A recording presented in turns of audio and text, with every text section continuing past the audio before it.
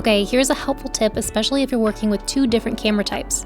Let's say I have a lot of drone clips that I need to color balance, all shot at the same time of day and similar subject matter. So once I've established the color grade for one of the clips, I want to apply it to all of the other drone clips, but not any of my A camera shots. First, I'll right-click on my graded clip and select Copy. Then I'll go to Edit, Find.